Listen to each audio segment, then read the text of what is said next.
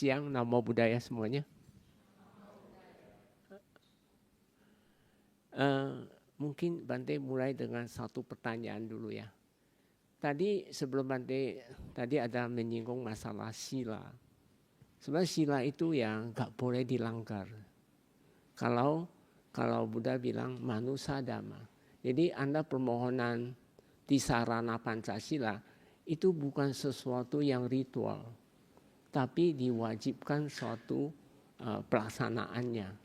Contoh ya kita lihat, kita pasti ada Namo Tassa Bhagava, ada nggak? Ada? Nah, sebenarnya itu penghormatan. Kita harus menghormati karena Buddha ini beliau menemukan dhamma, bukan menciptakan dhamma. Saya tanya Anda, sesuatu yang ditemukan sama dicipta sama atau tidak? Hah? Beda? Beda di mana? Ditemukan sama dicipta mana? Ditemukan bagaimana? Memang sudah ada punya di alam. Jadi ditemukan. Jadi Buddha menemukan dhamma. Jadi sebenarnya memang adanya Buddha nanti atau tidak itu ada di alam ini. Mungkin kita harus paham semua. Kemarin sudah Bante sedikit banyak menyinggung masalah kita kehidupan kita hari-hari ya. Kita selalu membuat, memang dari zaman dulu sih, kita itu dibingungkan. Karena banyak hal-hal yang sesuatu yang gak kelihatan itu, tapi dia berperanan penting di dalam kehidupan kita. Dia itu ada tapi nggak kelihatan. Contoh ya, saya kan simpel aja. Kalau pikiran ada atau tidak? Pikiran ada atau tidak? Ada ya. Pernah nggak Anda ketemu dia? Pernah ketemu pikiran? Nggak pernah ya. Dia unsur, dia sesuatu yang unsur. Memang nggak kelihatan punya. Nggak pernah kita ketemu. Contoh kesadaran ada atau tidak? Pernah ketemu? Anda marah-marah, ada atau tidak? Loh, pernah ketemu? Banyak dalam kehidupan sehari-hari, Bapak Ibu dan adik-adik, Anda mengalami, kita selalu menemukan hal-hal yang sesuatu yang nggak kelihatan itu ada. Jadi Buddha menemukan karena beliau dengan kemampuan kebudaannya, parami yang besar, baru dia bisa mengetahui. Buddha itu mengetahui bahwa terjadi kehidupan kalau kita mau bahagia, kita harus menjalani trik-trik tertentu, paham? Jadi salah satu contoh, karena kita sebagai Buddha itu selalu membuat jasa, tentunya kita harus ada menghormat. Pertama, namo. Namo itu hormat. Tassa itu karena Buddha itu laki, maka itu tassa. Namo tassa. Bhagavato itu bahagia, berkah itu. Namo tassa bhagavato, arahato, beliau itu seorang arahat. Sama Buddha, beliau mencapai Buddha kesempurnaannya. Jadi kita hormat, selalu kita namo tassa. Jadi saya harap Anda setiap kebaktian kan selalu memohon tisarana. Pertama kita hormat pada guru kita, yaitu yang jasa, yang berjasa menemukan dhamma untuk kita praktek, untuk menyeberang kita, untuk menuntun kita agar kita tidak salah jalan. Karena dalam kehidupan sehari-hari kita banyak menumpukan sesuatu yang nggak pernah kita temukan itu. Dia ada. Contoh emosi ada nggak? Rezeki ada nggak? Tapi nggak pernah kita ketemu. Nah, inilah yang perlu kita banyak tahu, banyak belajar. Kenapa harus kita belajar secara teori, belajar secara praktek, itu perlu kita lakukan. Nah, jadi termasuk tisarana. Tadi apa? Buddhang saranang gacchami, dhammang sanggang dan sebagainya. Sebenarnya itu mengisyaratkan itu kita harus tekad berjuang. Tekad berjuang, kita harus tekad berjuang. Aku berlindung pada Buddha. Berlindung bukan berarti kamu berlindung dalam pakai payung berlindung, bukan. Benar dan tidak. Tapi berlindung dalam arti kita bekerja. Ber itu kata kerja. Jadi kita berlindung, kalau Buddha itu orang yang sadar, jadi kita tekad berjuang menjadi orang yang sadar. Buddha itu sadar, Daha itu orang-orang yang sadar. Jadi kita sebenarnya ketika kamu memohon di sarana Pancasila dalam hati kamu ini, saya harus tekad berjuang menjadi orang sadar. Yang kedua tentunya dengan cara Buddha ajarkan, beliau temukan itu yaitu Dhamma. Dhamma itu sesuatu yang dilampaui. Ya Buddha ajarkan itu kita bertekad berjuang dengan cara Sang Buddha ajarkan dan Sang Buddha praktekkan, yaitu satu jalan mulia berunsur 8. Yaitu sila, samadhi, panya. Bisa dipahami? 2 kali, 3 kali dan seterusnya. Lalu 5 sila itu memang, kenapa 5 sila itu sudah minimum? Gak bisa kamu tawar lagi kalau Anda ingin lahir jadi manusia atau dewa. Karena 5 sila itu adalah bagian dari perbuatan baik kita. Bisa dipahami? 5 sila perbuatan baik atau salah? Buruk. Baik atau buruk? Baik. Jadi maka tadi Bante bilang bukan akan lagi. Aku bertekad harus berjuang. Aku bertekad harus melatih diri tidak membunuh, tidak mengambil barang yang tidak. Itu sudah harus, tidak boleh akan lagi, nggak ada istilah akan. Jadi kita itu bagian dari kehidupan kita. Setuju ya semuanya ya? Jadi tidak boleh membunuh karena 5 sila itu menyangkut diri kita. Ya, kalau kamu langgar, diri kita juga kena. Menyangkut orang lain dan semua orang. Maka sila itu, Pancasila itu tidak boleh dilanggar. Itu udah minimum. Kalau kamu misalnya hari Uposatha atau Anda menjadi biku samanera, itu seterusnya sila ke-6 dan seterusnya itu semua untuk diri kita, memprotek kita. Contoh yang kalau misalnya 8 sila, tidak makan setelah jam 12, itu semua melatih untuk diri kita. Jadi protek, termasuk biku sila ataupun samanera sila, bikuni sila, itu semua untuk memprotek kita, untuk menyeberang. Jadi kenapa ada yang bertekad mau jadi biku, itu salah satu sebenarnya adalah kita memberi pagar. Karena tanpa pagar, nanti binatang liar dan sebagainya itu dia masuk, benar atau tidak? Nah, setelah dipagar bukan berarti kamu harus santai-santai. Kita harus beresin yang dalam punya. Kita bawa kama atau tidak? Saya tanya Anda. Bawa atau tidak? Maka kamu Buddha kan bilang di Abhinha Pacawekana. Kama sakomhi, kama dayado, kama yoni. Masih ingat gak? Kama bandu, kama. Nah, artinya apa? Kama sakomhi, memiliki. Ingat kata memiliki itu. Jadi apapun yang kamu lakukan, baik atau buruk, besar atau kecil, itu jadi milik Anda. Kama itu jadi milik kita, paham maksudnya? Jadi saya tanya Anda, kalau itu resiko bisa menjadi milik kita, jadi Anda mau memiliki apa? Yang baik atau buruk? Hah? Baik. Avando mau baik apa? Afaro. Baik, harus baik. Jangan berbuat jahat, jangan langgar sila. Sebab panduan kita itu 5 sila. Karena 5 sila kamu lakukan, kamu termasuk berbuat baik sudah. Ada yang mau, udah paham belum? Nah, repotnya ini, udah jadi milik. Kalau nggak bawa meditasi, nggak mau kikisia, dia warisi lagi. Ngerti warisi? Turun temurun. Jadi sebenarnya kita sekarang lahir jadi manusia itu kita bawa kama, benar atau tidak? Lahir pun kama, benar? Ya, kita jadi sebenarnya kita ini lahir mau ganteng, mau cantik, mau atletis, mau banyak rezeki atau apapun, mau mencapai kesucian, kesadaran tinggi dan sebagainya, kehidupannya mewah dan sebagainya. Itu semua udah warisi. Jadi banyak orang masih kurang paham tentang hukum karma. Mereka selalu tuntut, oh kenapa saya hidupnya susah?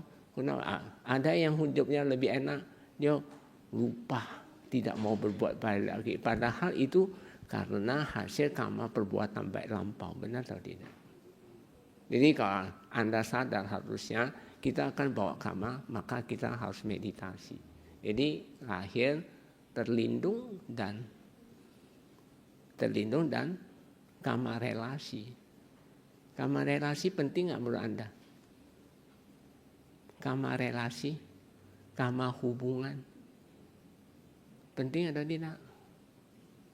Ini kok bengong semua? Belum makan kayaknya. Ini udah jam 2 belum makan ya pada? Hah? Udah ya? Karma relasi belum mengerti ya? Hah? Karma hubungan. Baiklah, sudah jelas ya. Jadi sebenarnya tidak membunuh, tidak mencuri. Tapi ingat ya, sila 5 itu paling penting. Kalau Buddha bilang sila 5 itu dia kepalanya. Kalau ular dia kepala ularnya, tahu ngerti? Kepalanya. Kalau ini yang kelima kamu langgar, nanti angsur-angsur kamu semua dilanggar. Kamu akan melanggar semuanya. Yaitu kelima itu apa? Sura, meraya, maja. Ada 3 hal pamadatana itu lemahnya kesadaran. Yang bisa menyebabkan lemahnya kesadaran itu ada 3, yaitu sura. Sura itu apa? Penyulingan. Tapi yang mengandung adjektif. Yang mengandung adjektif itu apa? Yaitu contoh narkoba, termasuk nggak? Morfin termasuk nggak? Di sini ada pernah makan morfin atau narkoba? Ada orang sini? Oh, ya, jangan ya, jangan coba-coba. Nanti udah sampai masuk ke dalam sudah repot sekali. Apa anak-anak muda ya jangan ya, nggak boleh. Surah itu nggak boleh. Dia bisa lemahnya Anda. Termasuk bir. Siapa yang suka minum bir? Angkat tangan.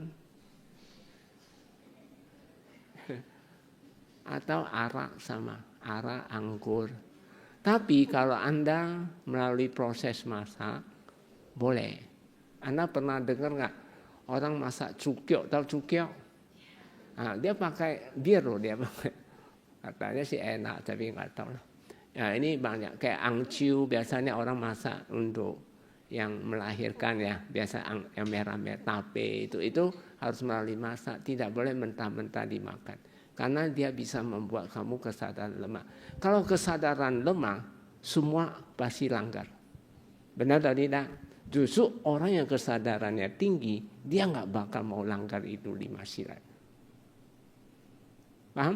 Nah, meraya itu ragi, segala peragian. Jadi ragi itu pun nggak boleh langsung mentah-mentah dimakan. Seperti contoh tape, tempe. Pernah lihat tape nggak? Pernah lihat tape? Cara bikin tape pernah? Ada yang bisa lihat? Anda pernah lihat bikin tape nggak? Belum pernah. Tinggal makan doang. Tape itu singkong direbus, lalu dikasih ragi. Nah, raginya yang nggak boleh. Jadi Anda harus melalui proses dimasak, dikukus, digoreng, direbus, ditumis. Boleh. Habis itu kamu hilangkan raginya. Nah, selain itu, contoh tempe kan dari biji kedelai dimasak ya, dimasak lalu baru kasih tabur. Itu yang harus melalui proses. Oke, Pak? Jadi kalau penyulingan tidak mengandung adjektif itu oke-oke aja. Jadi kalau penyulingan yang tadi yang pertama, dia bisa berupa minuman, bisa berupa makanan dan pemakaian. Kalau minyak kayu putih juga sulingan, benar atau tidak? Tapi dia nggak ada adjektif, boleh aja. Kalau tentu ragi, Anda pernah makan kecap asin? Kecap asin tahu? Hah? Kecap manis? Oh, pernah suka makan? Nah, Itu pun dari ragi.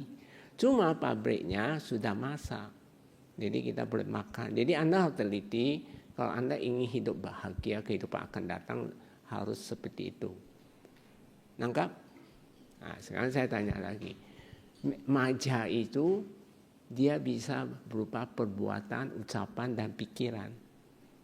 Mabuk kepayang, tahu mabuk kepayang? Contoh yang pakai fisik itu mabuk judi, ya, mabuk main game termasuk juga.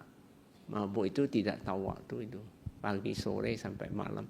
Pernah Anda lihat orang main game, gamer 4 hari 4 malam nggak tidur, makan cuma sekali.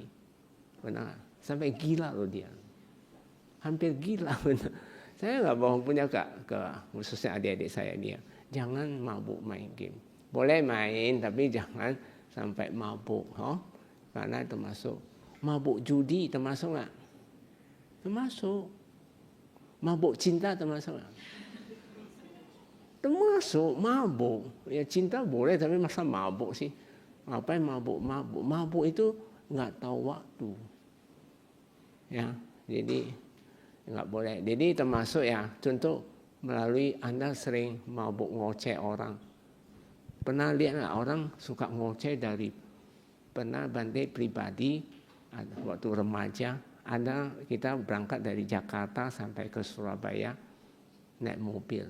Dia sepanjang perjalanan dia ngoceh tuh, ada aja yang dia cerita. Nah itu termasuk mabuk itu. Ngerti ya, paham? Jadi jangan mabuk. Intinya nggak boleh mabuk. Kalau berbohong itu ya termasuk memfitnah orang lah, menggosip orang, apalagi sekarang ya, itu nggak boleh. Kalau yang ketiga berhubungan kelamin, kemarin sudah dibahas sih, karena Anda nggak hadir ya saya ulang sedikit lah, sedikit aja. Kamesu micacara itu hubungan kelamin yang salah. Kamesu itu hubungan kelamin. Mica itu salah, cara lakukan. Jadi Anda melakukan cara hubungan kelamin. Kemarin Dr. Edi ada tanya masalah apa kaitan dengan kromosom. Sebenarnya di dalam Buddha pernah mengatakan ada 9 organ kita ini itu 100% dari kama hasil. Termasuk kromosom laki, perempuan, 5 indera, nama rupa sama jantung kita. Maka kalau Anda ada orang tua atau Anda sendiri sakit jantung, berarti kamu mempunyai dendam dan kebencian yang lagi muncul. Jadi satu-satunya jalan kamu harus praktek. Jadi kamesu micacara menurut Winaya, kalau seorang laki dan perempuan suka sama suka kalau lakukan hubungan kelamin, itu termasuk pelanggaran. Kalau dia belum ada pesta keluarga atau adat, termasuk nggak ada catatan sipil.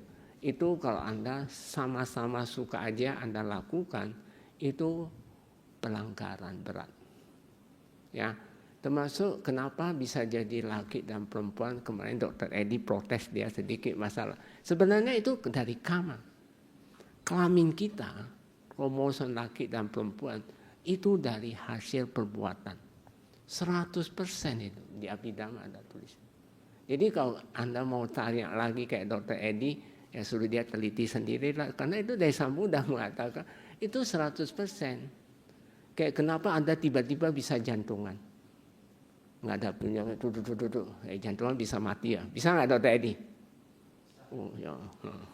Ini udah bersuara dia. Jadi kalau Anda mau protes lagi, kamu harus protes ke Buddha.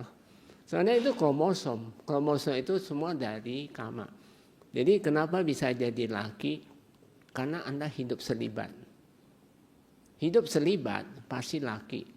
Kalau banyak hubungan kelamin, baik suami istri, pasti perempuan. Jadi nanti Anda tahu sendiri. Anda banyak hubungan kelamin nggak? Oh banyak ya, pasti itu. Kalau middle gimana? Pasti LGBT nanti jadinya. Resiko ya. Maka resiko sekali. Berumah tangga itu resiko. Nggak berumah tangga juga resiko. Banyak resiko yang ditanggung. Cuma kamu harus pengendalian diri. Pengendalian diri salah satu harus tahu sila. harus sering meditasi. 2 aja itu. Sila dan samadhi itu membimbing kita. Oke? Nah, sila kedua ya berbohong lah. Mengambil barang yang adina, dan adina itu mengambil barang yang tidak diberikan. Adina tidak diberikan. Dana itu mengambil. Jadi Anda mengambil barang yang tidak diberikan. Maka kenapa biku tetap diserahkan makanan untuk menjaminkan bahwa makanan ini bukan hasil curian, harus diberikan.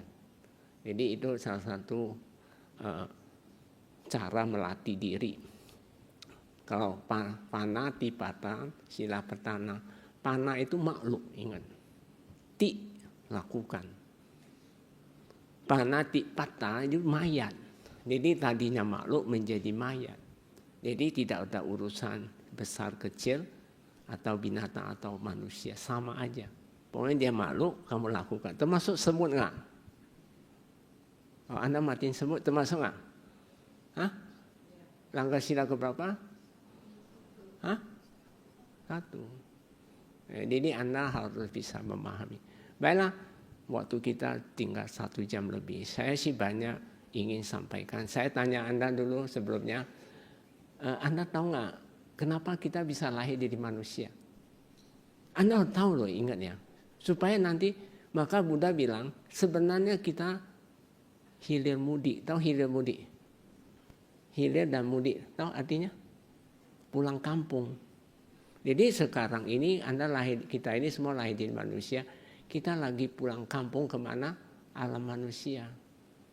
Nah, nanti habis dari manusia mau lahir di mana? Nah, harus punya planning.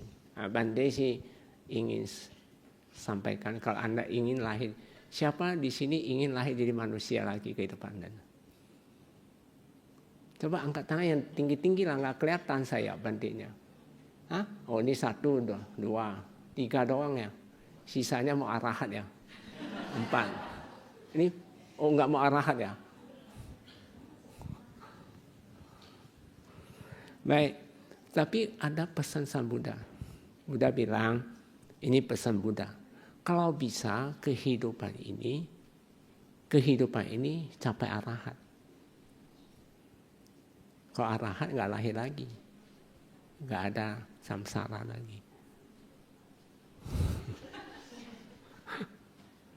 Bawa teman nih. Jadi kalau Anda nggak bisa berjuang menjadi arahat, kata Buddha, minimum sotapanna. Nah, kamu harus ada target. Pertama targetnya arahat dulu. Kalau nggak bisa, ya berjuanglah sotapanna. Benar? Benar atau tidak? Kalau nggak bisa sotapanna, kata Buddha, minimum kesadaran kita harus insight. 50-50 dulu. Kalau nggak bisa jadi insight, ya mendekati sedikit lah, 45%. Jangan sampai di bawah. Kalau sampai di bawah, Anda hidupnya susah sekali. Kalau bisa lampaui 50% kesadaran. Karena ingat, Bapak Ibu dan adik-adik, yang menentukan kualitas hidup kita bisa puas dan sebagainya, itu dari tingkat kesadaran. Kalau tingkat kesadaran semakin rendah, kualitas hidup kita susah, cari uang susah, apapun susah, keluh kesah ada dan sebagainya. Bisa? Nah, pertanyaan Bante, kalau nggak bisa di bawah, minimum jadi lahir jadi manusia dulu. Jadi terakhir harapan Buddha itu kita lahir jadi. Kenapa? Bante tanya Anda. Karena hanya di alam manusia kamu baru bisa meditasi. Kalau alam binatang bisa meditasi atau tidak? Sekarang di depan Bante itu dewa atau manusia? Hah? Manusia ya. Manusia nggak mau meditasi, bodoh atau pintar ya? Hah? Apa? Bodoh ya. Nah, maka jangan jadi orang bodoh, banyak meditasi, benar? Setuju? Nah, jadi harus pertanyaan Bante, kenapa kita bisa jadi manusia? Kita bahas yang ini dulu. Kenapa kita bisa lahir jadi manusia? Masa nggak bisa jawab?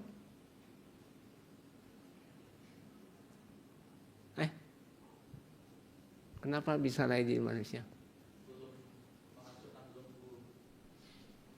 Sebelum?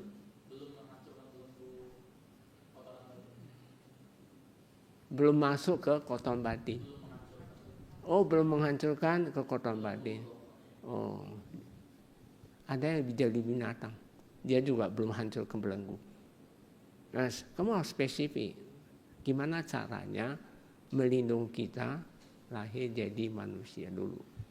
Kalau udah manusia, udah aman, juang lagi, naik lagi. Benar atau tidak? Udah insight.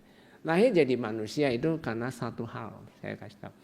Sebelum kehidupan ini, kan ada kehidupan. Pas kamu meninggal, muncul karma baik doang. Jadi karma baik itu menentukan alam kelahiran. Jadi kalau kamu suka berbuat jahat, pasti alam bawah. Karma cuma berapa macam? 2 macam atau 3 macam? 2 kan? Yaitu apa? Baik dan buruk. Jadi kamu pilih mana? Pilih baik atau baik buruk? Nah, pas karma baiknya muncul pada saat kehidupan ini, sebelum kehidupan ini kamu ada karma baik datang, lahir jadi manusia. Nah, pertanyaan Bante, gimana caranya bisa lahir jadi manusia dulu? Ada 12 poin yang Bante mau sampaikan, nanti lihat di PDF ya. Lahir jadi manusia karena apapun yang kamu lakukan, baik ucapan, perbuatan, maupun pikiran, Anda harus memenuhi 12 kriteria. Mari kita lihat. Ya, ini tujuannya kita harus jadi bagaimana kita lahir jadi manusia, tentunya kita harus butuh perlindungan. Cara membuat perlindungan bagi diri sendiri adalah dengan ada 3 hal, yaitu didasari oleh nilai kebaikan dan kebajikan. Pertanyaan Bante, Anda paham nggak kebaikan dan kebajikan? Perbedaannya apa? Bisa jawab kebaikan dan kebajikan? Bisa jawab? Hah? Kebaikan gini, kalau Anda misalnya bantu orang, Anda berdana ke orang, atau Anda baksos ya, kamu kan buat baik, benar atau tidak? Itu namanya kebaikan. Perbuatan yang kita terhadap orang lain, terhadap orang tua, itu namanya kebaikan. Tapi setelah kita lakukan itu, hati kita ini menimbulkan bahagia. Nah, itu kebajikan. Jadi kebajikan ini nilainya dari dalam. Jadi Anda harus lakukan apapun, baik berdana, jalan sila, dan apapun. Kamu lakukan perbuatan baik, di sini jangan dongkol-dongkol. Pernah ada waktu Bante di waktu masa Krismon waktu itu. Kita wihara adain baksos. Memang ada satu donatur, dia dana. Dia juga ikut membagi baksos itu.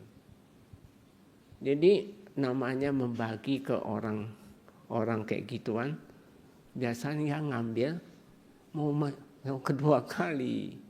Jadi sebagai panitia kita kan nggak kasih ya dulu. Ngotot orangnya. Jadi dia ada ketus satu kata. Karena nggak dapat dikasih panitia, dia bilang baru supermi. Ketika si pendana itu mendengar kata itu, dia dongkol setengah mati. Sampai marah-marah di mobil. Untuk aja ada Bante. Saya udahlah biarin dia lah. Kalau nggak dia ngoceh dari perjalanan balik. Kasian juga. Nah itu namanya kebajikannya hilang. Anda berbuat baik tapi nggak ada kebajikannya. Harusnya kamu berbuat baik ada kebajikan. Oke ya? Nah, yang kedua, taat menjalankan satu jalan mulia berunsur darah. Apa itu satu jalan mulia berunsur darah? Siapa yang bisa jawab? Hah? Satu jalan mulia berunsur darah. Terdiri dari apa? Sila, samadhi, panya. nggak pernah belajar ya. Sila, samadhi, panya. Nah, tadi sila itu 5 sila. Harus jalanin. Ditambah meditasi. Ingat, panya itu memang diterjemahkan kebijaksanaan. Sebenarnya kurang tepat. Panya di dalam masuk Sambuddha itu kesadaran meningkat. Kamu menjalankan sila, kamu kikih kilesa, kesadaran kamu meningkat. Kalau kesadaran meningkat, otomatis dia bijak, ngerti nggak? Jadi memang kadang terjemahannya kurang, nggak apa-apa.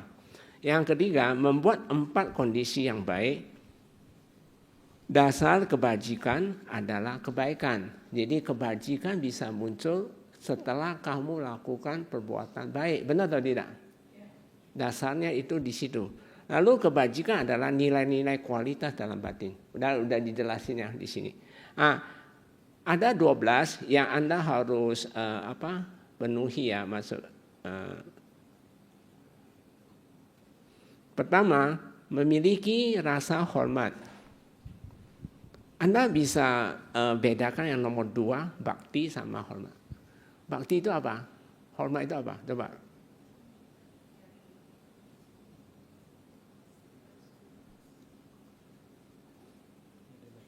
Mana ya? Mau naikin. Ini aja lah ya. Ya oke. Ini bisa. Apa beda? Oke lah, saya ngomong bakti dulu. Saya ingin Anda paham dulu. Apa itu bakti sama tugas? Bakti sama tugas. Kalau Anda kan tugas kantor, tugas sekolah ya tugasnya. Kalau bakti apa? Mirip kayak tugas ya.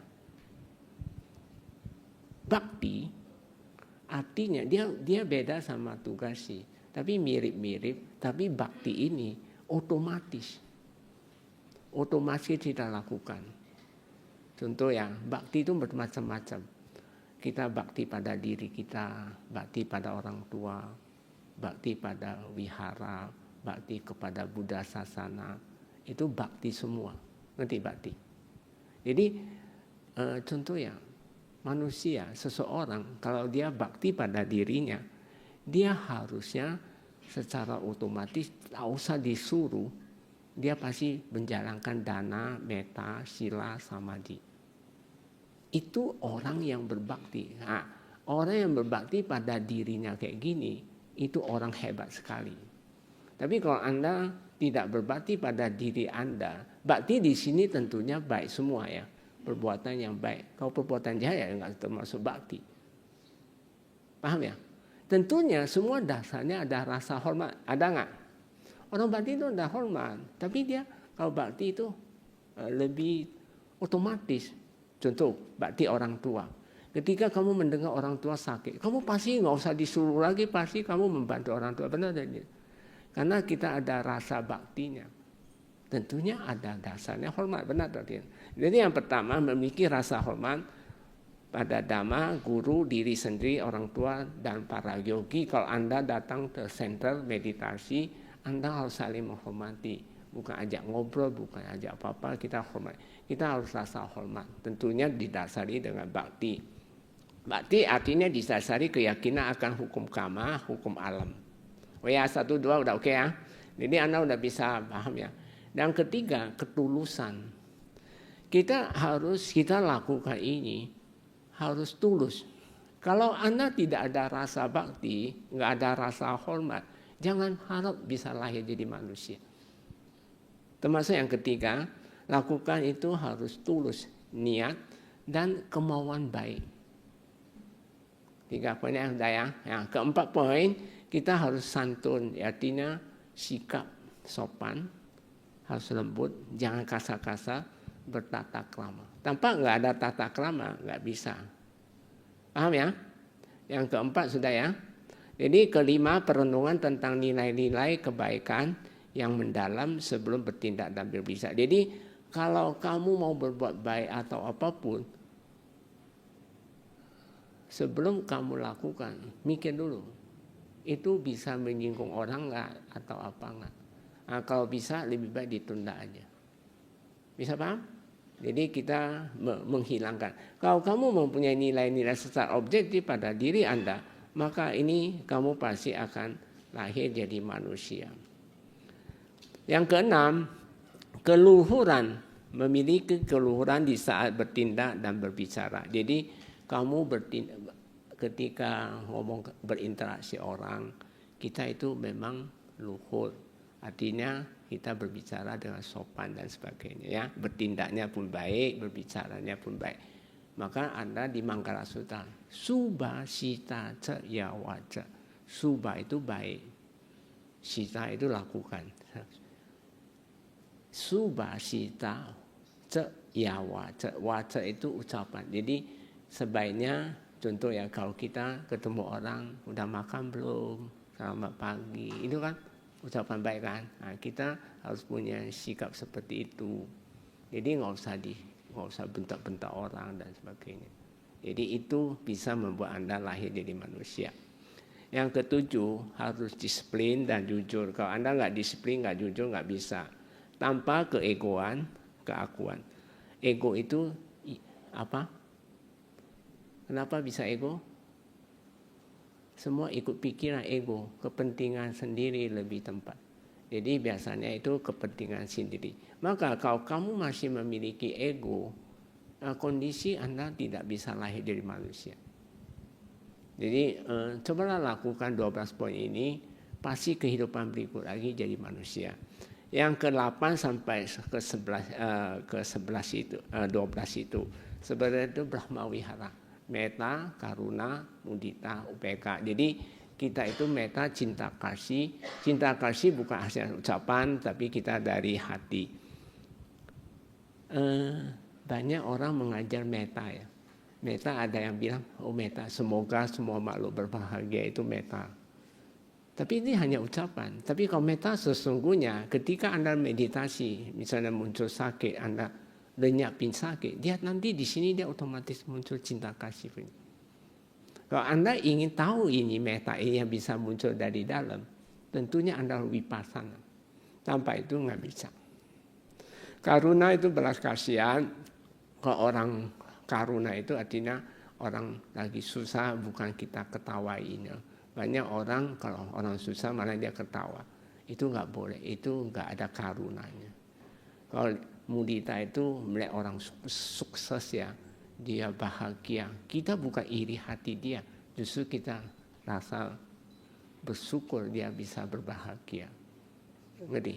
Itu metta, karuna, mudita, upeka ini.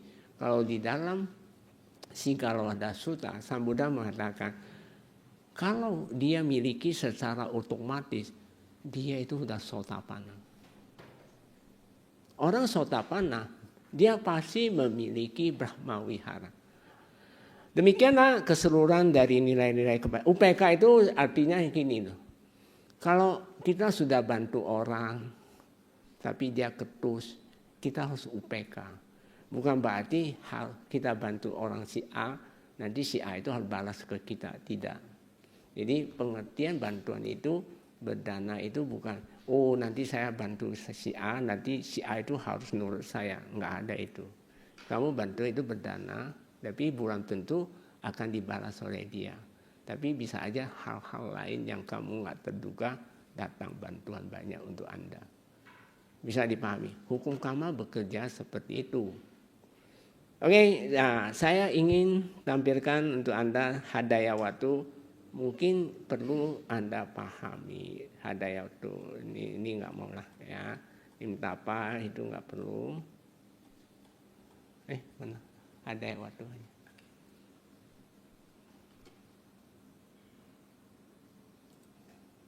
Perhatian. Nah, kemarin Bante ada janji Anda tentang hadayawatu. Hadayawatu itu hati. Hati itu dia ada 75 cita. Kita perhatikan. Hati, kalau orang kalau nggak ada hati, nggak bisa hidup punya. Kalau orang nggak punya otak, paling dia sarafnya keganggu. Mungkin sarafnya dia bisa nggak terkendali. Pernah ada satu baby, dia tapi menjelang dia nggak bisa panjang umur sih. Dia hidup sampai 12 tahun dalam beritanya. Di Amerika itu. Dia lahir tanpa otak. Tapi dia hidup, cuma dia keganggu 5 inderanya. Dia bisa tahu, dia punya perasaan masih ada. Tapi dia untuk aktivitas indera-inderanya itu dia nggak seperti kita normal. Jadi dia itu. Tapi kalau hati nggak ada, nggak bisa. Anda pernah dengar kejadian peristiwa Dayak cabut hati orang? Mati punya. Kalau kamu sok di hati. Jadi nanti ya kalau Anda ingin tahu orang ini dari muda sampai tua berbuat baik atau buat jahat, belah hati dia. Anda pernah dengar nggak osim? Nah, orang copai supaya osim. Tapi benar itu di Abhidhamma ada tulis, kalau orang suka berbuat jahat, kamu belah hati dia, pasti hitam punya. Kalau orang nafsu biasanya merah-merah. Kalau orang pengecut dia kayak tahu, kayak lek tahu, kacang hijau. Tapi orang yang mencapai suci, bening dia, bening seperti air itu. Makanya saya saran Anda jadi orang suci, berjuang daripada jadi osim atau pengecut jadi cesim, tidak tahu itu. Kalau nafsu besar biasanya merah-merah. Nah ini hadaya. Mari kita bahas ya. Ini saya ingin untuk Anda. Kenapa?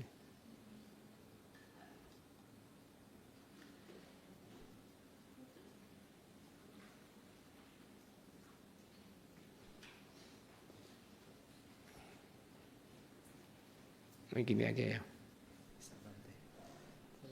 Enggak mau tekan ya? Enggak usah, jangan digoyang-goyang. Oke. Harus digoyang-goyang. Oke. Hadayawatu itu bahasa Pali ya. Hadayawatu terdiri dari 2 kata, hadaya dan watu. Hadaya berarti hati atau jantung, baik secara fisik maupun metaforis. Jadi baik fisiknya maupun mentalnya ya. Ternyata hati kita ini punya kesadaran. Maka biasa orang, cak simkwa yang makan hati. Termasuk apa ya? Kalau orang tua selalu, kalau dia sedih dia selalu pukul hati. Sebenarnya nggak boleh. Hati ini jangan dipukulin. Jadi hadayawatu berarti hati atau jantung. Maupun dalam konteks Buddhis kata ini sering merujuk pada pusat emosi. Jadi lebih cenderung ke mental ya. Kita cerita mental. Kita nggak cerita, kalau nanti cerita bentuk hati, jantung nanti tanya Edi aja, Dokter Edi, dia bisa jelasin.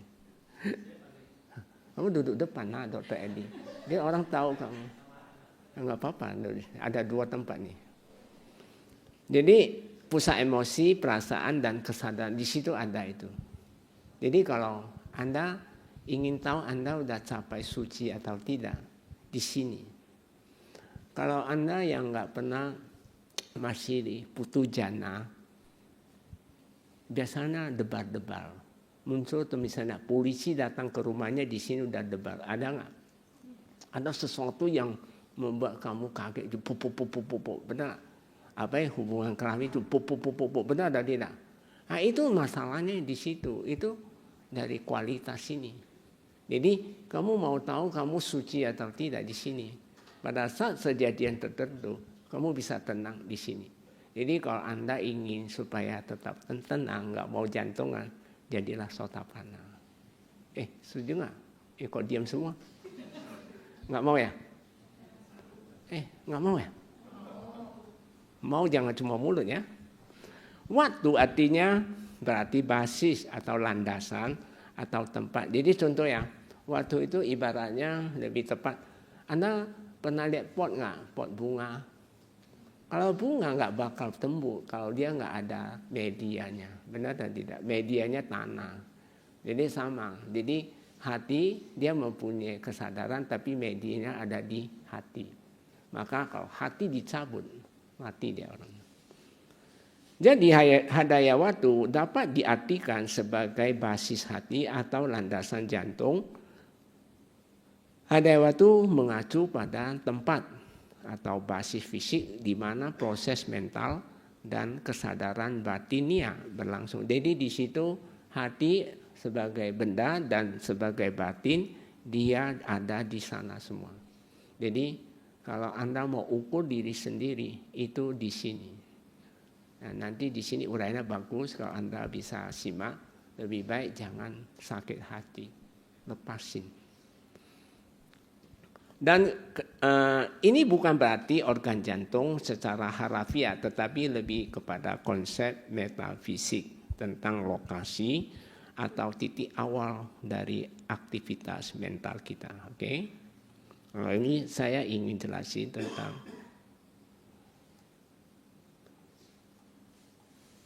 ini di Abhidhamma ada itu.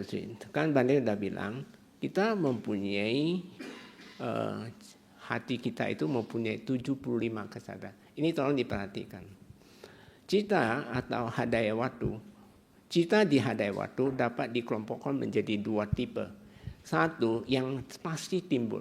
Dalam kehidupan sehari-hari kita selalu muncul ini.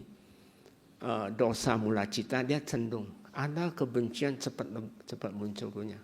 Benar tadi? Emosi lebih cepat dan sebagainya. Itu dari dosa mula cita. Mano datu, mano itu pikiran. Pikiran datu itu unsur dari pikiran. Di situ ada tadaramana cita. Anda tahu tadaramana? Kalau menurut Abhidhamma, tadaramana seseorang paling maksimum itu 7 munculan. Kalau Anda pernah mimpi nggak? Pernah mimpi? Oh nggak pernah mimpi. Oh pernah. Kalau mimpi, kamu mimpinya misalnya pemandangan. Itu pemandangannya jelas. Itu 7 kekuatan dia. Anda pernah mimpi nggak? Seperti kayak gini. Oh tahu nggak? Tahu tapi nggak kelihatan gitu ya. Ada nggak? Kayaknya ada itu, tapi kok nggak jelas. Itu kekuatannya paling 3 tadarama. Jadi ini semua akan muncul di kehidupan hari. Hasitu pada cita itu seorang arahat punya. Seorang arahat dia pasti memiliki. Jadi kadang-kadang kalau Anda sering meditasi, hadayawatu itu sering muncul itu. Itu apa? Hasitu pada cita. Jadi senyumnya dia nggak, senyumnya puas. Jadi nggak ada sampai muka terbuka, mulutnya terbuka, dia senyumnya tahu dia bahagia itu ada. Tapi kalau seorang arahat sudah pasti hasitu pada cita itu ada. Dia muncul sendiri. Rupa wacara cita termasuk bentuk rupanya. Dan sotapati. Nah, sotapati hanya maga, belum phala. Dan itu ada sering muncul di kehidupan sehari-hari. Nah, coba kita perhatikan ketika kita meditasi, nanti lebih cenderung bisa muncul yang 42 ini. Loba mula cita, biasa nafsu lebih besar. Maka ketika meditasi harus perhatikan objeknya jangan salah. Kalau di sini ya, kalau istilah, tapi Bante jarang pakai istilah tantien sebenarnya. Kalau di Taoisme lebih suka pakai tantien. Kalau di Buddha itu nama rupa. Pusat 2 jari itu aman. Kalau 5 jari itu nafsu. Biasa orang Taoisme menggunakan pemuasan nafsu itu di bawah 5 jari dari lantai. Itu menimbulkan nafsu besar itu. Nafsu birahi yang besar. Jadi itu loba mula cita ada 8. Moha, ingat moha setiap saat ada itu. Moha lebih cenderung itu pandangan salah. Nanti manifestasinya itu ke misalnya lesu, malas, ngantuk, itu moha itu. Di situ ada loba, moha menyertai. Ketika pikiran banyak, tapi kita rasa lesu itu ada itu. Oh, mikir terlalu capek, itu sebenarnya moha sudah bekerja. Kalau mohanya dominan daripada lobanya, nanti dia ngantuk punya. Capek semua, berpikir pun nggak bisa masuk punya. Maka butuh meditasi itu di situ. Bante saran Anda, kalau Anda memang benar-benar mencintai diri, jangan malas bermeditasi. Kalau Anda malas meditasi, kamu akan dikerjain oleh loba, dosa, moha Anda. Tapi ketika Anda meditasi, ada yang mohanya sangat kuat sekali, nanti pencapaian Anda semakin tinggi, nanti mohanya dominan sekali.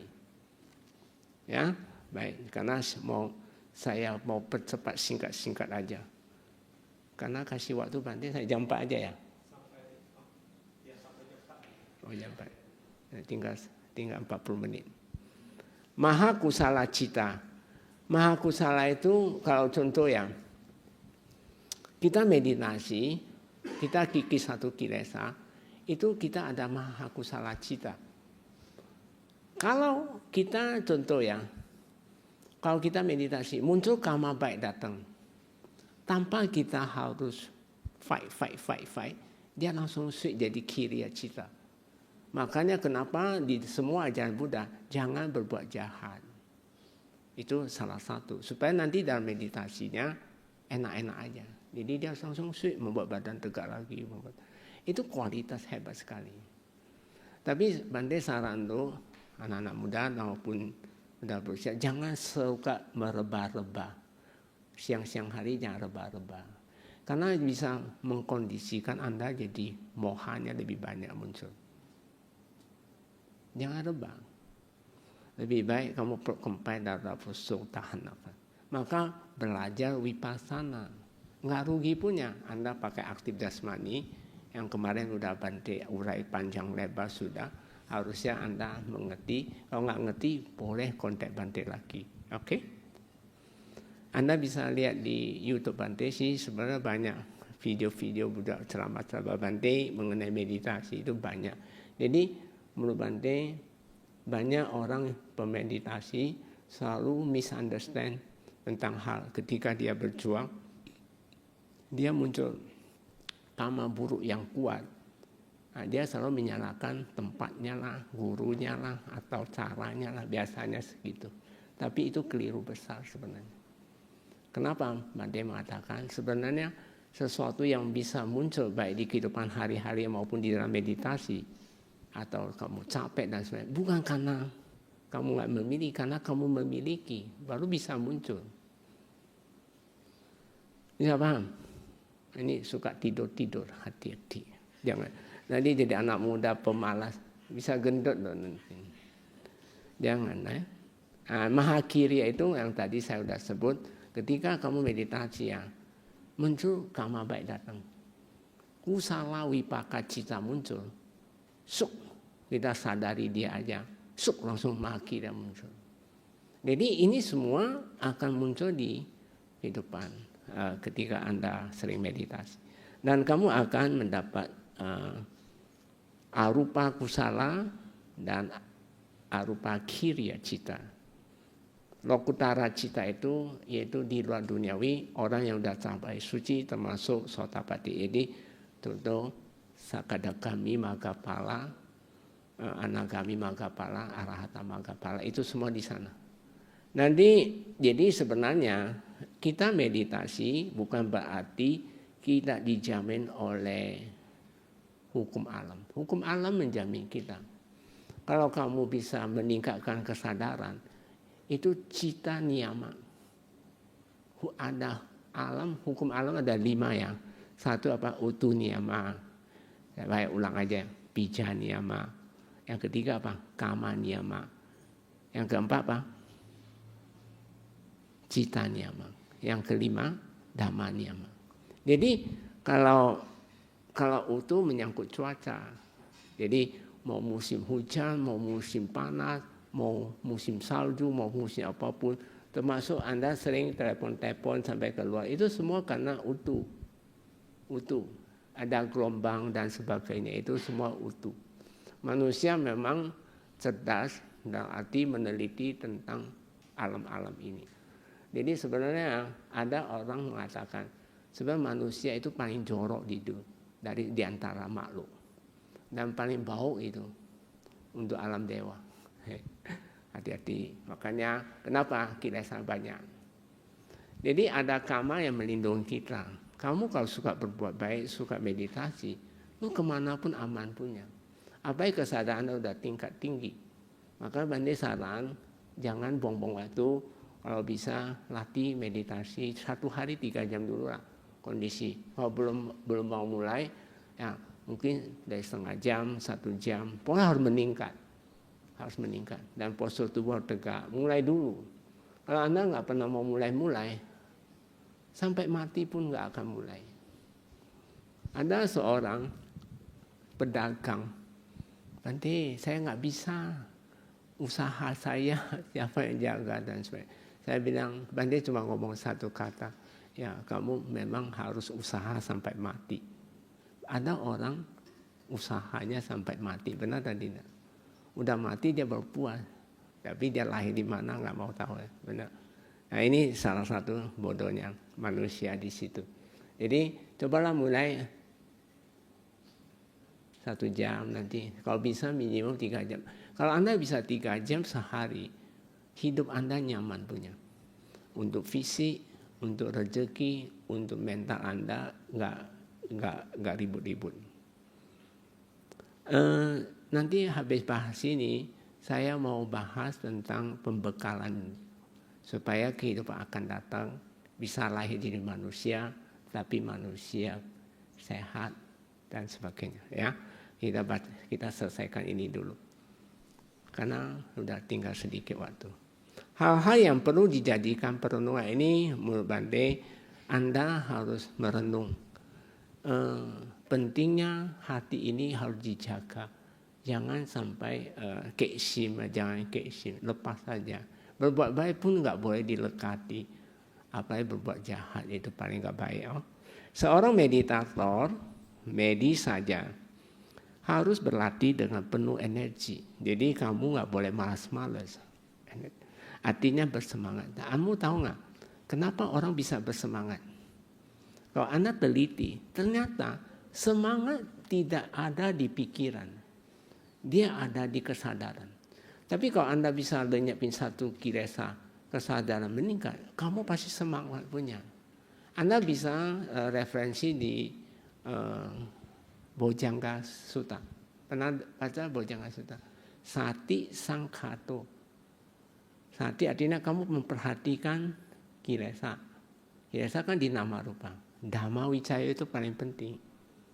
Prosesnya, proses pembersihan Dhamma Wicaya itu. Dhamma Wicayo, Anda bisa berhasil sampai dia lenyap, anicanya kamu lihat, kamu hebat sudah. Dhamma Wicayo, kamu sampai lihat dia anicca, maka apa yang didapat? Wiriya, piti, pasadi, samadhi, upeka itu adanya. Jadi Anda, kenapa orang harus penuh energi? Anda sering duduk meditasi, udah terlatih, nggak rengek-rengek lagi, Anda lihat sakit lenyap, tenang aja. Lenyap lagi. Tapi kita punya wiriya, piti, pasadi. Itu Buddha yang ngomong, bukan saya, Bante yang ngomong. Dan Anda bisa praktekkan dan bisa buktikan apa yang Buddha ngomong itu sangat valid sekali. Ketika kamu melihat banyak pikiran atau ngantuk, dia lenyap. Waduh, semangatnya luar biasa. Yang sering meditasi, ngomong Bante, dia udah pasti senyum punya. Tapi yang bagi yang belum pernah latihan, bengong-bengong kan, Anda nggak tahu, padahal itu ada itu. Lalu yang kedua, buatlah hati lebih megah. Jadi saran Bante, hati ini harus dibuka, jangan tutup. Hati itu dibuka. Ai kuak sim, kalau bahasa Hokkien itu kuak sim, lebar. Jadi hatinya jangan sedikit-sedikit tersinggung. Nah, itu berarti eksim. Kuaksim itu bisa terima, let go, nggak simpan. Nah, itu namanya biar dia megah dan cerah. Artinya berbesar hati ketika Anda bermeditasi. Yang ketiga, buatlah dia bebas dari merdeka. Buatlah dia bebas dan merdeka. Jadi biarkan kesadaran hati kita ini bebas. Jangan terkungkung, biar dia merdeka. Artinya tidak diintervensi oleh objek pikiran. Jangan diintervensi, kamu lepaskan. Pasti bahagia. Coba tes ya, nanti Anda boleh praktek. Yang keempat, setelah melakukan perbuatan baik, Anda sudah perbuatan baik, jangan menyimpannya. Jadi waktu perbuatan baik pun jangan menyimpan dan terus membawanya kemana-mana di dalam hati. Jadi kalau Anda sudah berbuat baik, ya sudahlah, nggak usah simpan di hati. Oh, saya berbuat baik, apa berbuat jahat lebih. Cukup jalankan dengan ikhlas dan lepaskan tanpa rasa melekat. Jadi kita nggak melekat, walaupun kita sudah lakukan perbuatan baik pun hati kita jangan dilekati. Bisa? Bisa nggak? Kok nggak jawab? Bisa? Sip. Nomor 5. Setelah berusaha menahan diri dari melakukan kejahatan, tidak dari melakukan kejahatan, juga melepaskan saja. Jadi kamu harus menahan diri tidak melakukan perbuatan jahat. Yang keenam, Sang Buddha mengajarkan kita di kehidupan sehari-hari untuk hidup di saat ini. Buddha selalu menyatakan kita hidup saat ini, jangan akan datang maupun yang lalu. Contoh ya, banyak orang meditasi mikir, oh ya dulu saya begini begitu. Anda hidup masa lalu, sebenarnya nggak ada artinya. Atau Anda berencana planning, oh nanti saya mau jadi apa ya, anak-anak muda ya, mau jadi orang kaya, nanti saya usaha apa. Itu namanya mengkhayal. Jadi lebih baik saat ini. Saat ini kita perhatian tubuh, berkempai, kita hidup saat ini. Setuju? Jadi jangan berkhayal-khayal dan terbuai diri di masa lalu maupun di masa akan datang. Apa yang Sang Buddha dan siswa-siswa yang telah tercerahkan lakukan ketika berada di antara, kamu lihat sendiri, Sang Buddha punya murid, Sariputra Mokkallana, ketika dia berhadapan sama orang-orang yang belum mencapai kesucian, bagaimana? Bersama orang-orang biasa yang belum tercerahkan, Sang Buddha dan para siswanya juga mengajarkan cara menjadi manusia yang mulia. Tetap menganjurkan Anda, ayolah meditasi, jadi cerahlah dan sebagainya. Ya, benar. Nah, Bante ajak Anda jadi orang Sotapanna kan boleh? Ya, capailah. Enggak mau ya sudahlah, bodoh.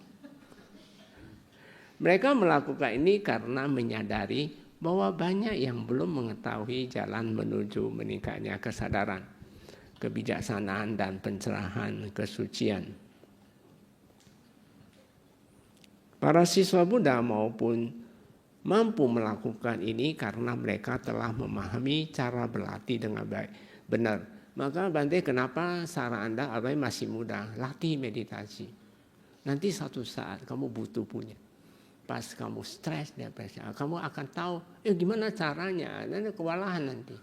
Akhirnya kamu stres, depresi, akhirnya jadi bipolar, ujungnya gila. Jangan sampai gila. Pasti Anda akan hadapi. Misalnya kamu berdagang pun menghadapi orang menipu, kamu ditipu dan sebagainya. Kalau Anda nggak ada pembekalan diri dari sekarang, latih, kamu nggak kuat punya. Hati-hati. Jadi salam Bante, jangan buang waktu Anda hanya tidur, ngobrol, main HP doang. Lebih baik banyak meditasi. Setuju atau tidak? Udah mau tidur ini semua. Setuju atau tidak? Jawab. Hah? Udah mau tidur ya? Mereka menyadari bahwa inti dari semua masalah dan solusi terletak pada hati. Jadi sebenarnya masalahnya ada di sini. Jadi Anda bisa ukur dari hati Anda. Orang berdana, kalau Anda pernah dengar, orang berdana itu setiam sima, itu maksudnya dari hati, niat itu ada enggak? Benar atau tidak? Nah, itu hati. Jadi semua hati itu terdiri 75 jenis kesadaran seperti yang telah dijelaskan sebelumnya. Tadi kan sudah dijelaskan. Jadi selama Anda berlatih meditasi vipassana sistem aktivitas, ini tidak perlu repot-repot memunculkan hal-hal yang menimbulkan keraguan. Jadi Anda nggak usah ragu-ragu apapun praktek. Udah praktek aja.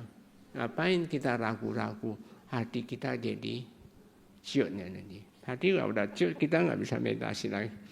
Misalnya jika ada seorang yang, ini contoh aja, orang merakit diri dari rumahnya, lalu diupasampada menjadi biku. Misalnya dia ada masalah, dia hanya pelampiasan, banyak ya pelampiasan, ada yang pelampiasan jadi biku, ada pelampiasan dalam hal-hal kayak gitulah pengenal.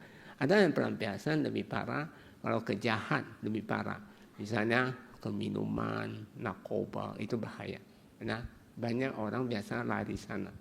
Ada seorang itu sama Nela, satu temannya itu mereka larinya ke cari perempuan yang nggak benar, malam mabuk-mabuk, karena dia pelampiasan di sana. Banyak hati-hati, karena saya yakin kita ini nggak luput dari masalah punya, benar dan tidak. Untuk itu anak Anda harus dididik, dia latih meditasi supaya anak-anak rajin. Kamu sendiri sebagai orang tua juga harus rajin meditasi.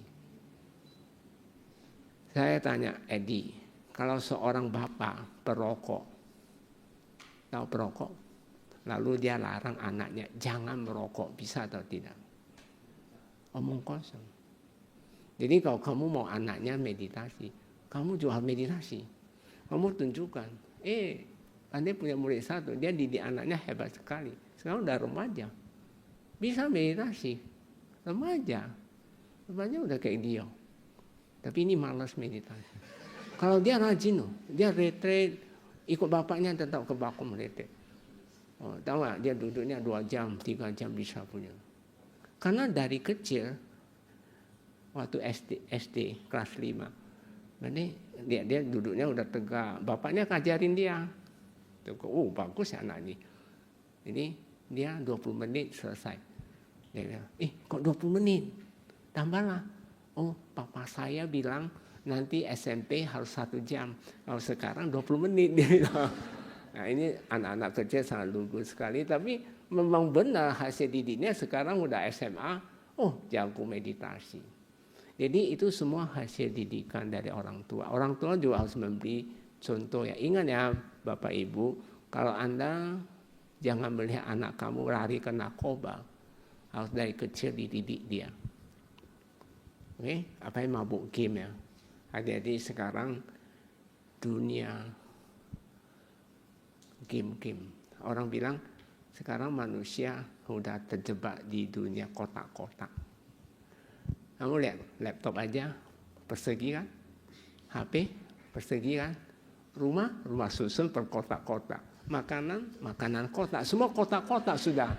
Jadi hati-hati, jangan sampai terkotak-kotak sendiri. Hati-hati ya, jadi dia bisa didik anak yang baik. Jadi kalau lalu dipasangkan menjadi biku, hal ini tidak berarti ia dapat lari dari permasalahan hidup. Bukan dia lari dari permasalahan. Sebenarnya permasalahan hidup ada di mana? Hati. Selesaikan di sini. Yaitu meditasi. Selesai. Cemerlang sekali. Kalau Anda nggak bisa tahu caranya, Anda cari dimanapun. Di supermarket ada? Nggak ada. Supermarket mana ada? Bagaimana bebaskan hati saya? Nggak ada. Yang ada meditasi. Di Center Bante atau di sini nggak pernah meditasi ya, saya nggak tahu. Pandangan seperti itu adalah pandangan salah yang justru akan membuatnya tersesat dalam delusi. Dia selalu berkhayal, kebencian. Maka Bante kan kemarin udah bilang, kalau mau melihat sakit, kamu nggak boleh dengan keras sama dia. Harus lembut.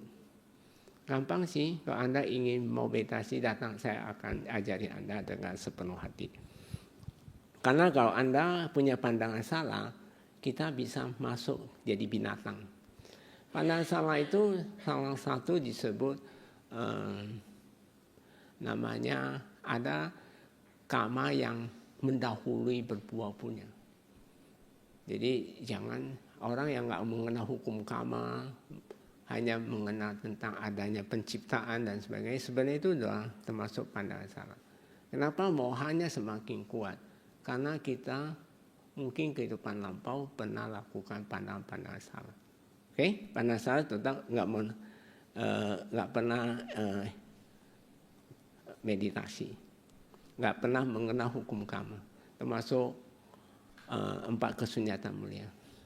Seseorang yang memutuskan untuk berlatih diri, kalau Anda berkeputusan, oke, saya mau latih diri, melakukannya dengan tujuan untuk menguasai diri sendiri. Sebenarnya kita melatih dengan meditasi itu sebenarnya untuk pengendalian diri kita, benar atau tidak? Karena kita nggak luput dari sok-sok kama lampau kita. Kadang dia baik, kadang nggak baik, nggak semua baik. Latihan ini bertujuan agar kesadarannya dapat terbebas dari cengkraman kilesa. Jadi contoh ya, Anda pernah marah? Nah, kalau pada saat Anda marah, kesadaran Anda sudah dibawa marah. Ketika kita marah, dia akan kuat sekali. Maka apapun kata-kata yang kasar, yang apapun selalu keluar. Membuat Anda marah. Akhirnya merusak suasana. Benar? Antara suami istri bisa cerai, antara anak bisa aja terjadi kebencian. Saya lihat akhir-akhir ini banyak anak benci pada orang tua. Tapi kalau ketemu Bante, saya pasti nasihatin dia. Tapi kalau ketemu dia sama teman yang menambah-nambah kompor api kasih dia, habis anak itu. Bahkan bisa pukul orang tua. Jangan pukul orang tua ya. Nggak boleh. Pernah. Apalagi bentak. Oh sekarang anak. Bante, anak sekarang. Orang tua pun dibentak-bentak. Ya gitu karena kamu nggak bisa mendidik. Jadi cobalah ya. Latih sendiri bisa jadi. Karena kita ada kekuatan batin. Sehingga ia mampu hidup dengan bijaksana, damai, dan kebebasan sejati. Saya rasa Anda pasti ingin damai hidup. Bijaksana dan bebas. Benar atau tidak? Kalau Anda tidak punya keyakinan itu enggak. Saya rasa sih enggak ada. Semua mau ingin hidup damai, sejahtera. Benar atau tidak? Tapi Anda tidak tahu bagaimana cara tanganinya. Banyak manusia gagal. Nanti ada kesempatan hidup kehidupan itu memang nanti ada kupas masalah. Kenapa ada orang cita-cita tapi dia nggak terwujud dan sebagainya. Tapi mungkin lain kali aja. Dhamma akan menjadi lebih jelas dan lebih terang dengan melakukan praktek medis saja. Saran Bante harus pakai jasmani. Tanpa jasmani nggak bisa. Dan dapat memahami sifat dasar fenomena alam. Jadi kamu akan tahu unsur-unsur. Coba saya tanya Anda, ini sebenarnya fenomena alam ya. Kalau Anda pernah tahu apple? Suka apple atau tidak? Nah, pernah makan apple? Buah apple? Mungkin zaman sekarang cuma kalau mau apple pergi supermarket beli aja atau pasar. Benar atau tidak? Tapi Anda tidak pernah tahu munculnya apple itu dari suatu proses alam yang panjang sekali. Sama dengan kita lahir jadi manusia. Si A atau si B atau si Z pun. Itu dari suatu proses unsur-unsur yang kita nggak pernah mau teliti. Nah, inilah kebodohan seseorang. Apple itu dari unsur hara. Ditanam dengan unsur bibit. Lalu muncul benih, lalu dia membesar sampai berbatang, berdaun, berbunga, baru apple muncul. Benar atau tidak? Tapi manusia sekarang nggak mau tahu ini prosesnya ini. Nah, inilah menuju kebodohan. Zaman dulu, zaman Buddha sama zaman sekarang manusia, maaf aja ya, Anda terjebak di dalam ini. Padahal ini tidak semua gampang-gampang muncul punya. Kamu harus teliti sumbernya dulu. Kalau Anda nggak bisa titik sembuhnya, sumbernya, maka masalah Anda selalu berkutak-katik di situ. Manusia bisa muncul karena ada unsur kama. Unsur kama dengan benih rahim seorang ibu dan hubungan kelamin. Lalu terjadi pembenihan di rahim membesar dan sebagai baby. Itu suatu proses dari unsur. Jadi Anda kalau mau jadi manusia, tadi sudah Bante saran Anda, buatlah unsur-unsur yang baik. Niat, bakti, metta, karuna, mudita itu harus miliki. Yaitu kita menciptakan unsur yang baik. Anda berdana air minum kepada Bante. Bante dapat air minum. Tapi apa yang kamu dapat? Sebenarnya itu unsur.